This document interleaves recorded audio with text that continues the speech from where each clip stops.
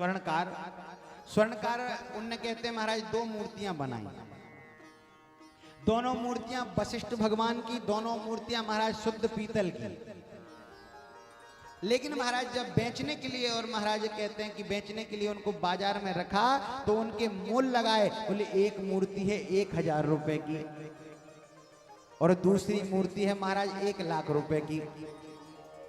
ये सत्संगी व्यक्ति की पहचान है।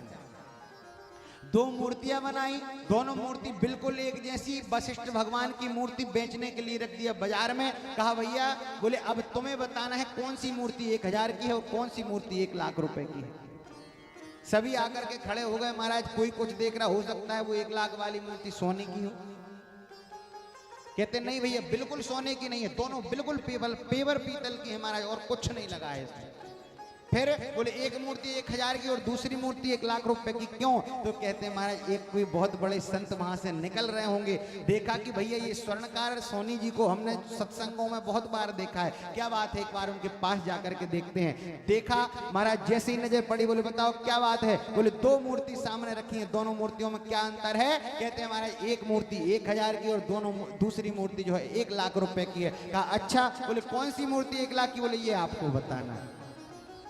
संत जी ने उठाया एक रस्सी का तोड़ा, रस्सी को भांजा और भांज करके जैसे ही महाराज एक मूर्ति के कान में डाला और दूसरी तरफ से महाराज धागा निकल करके आ गया, तुरंत कह दिया ये मूर्ति 1,000 रुपए की है।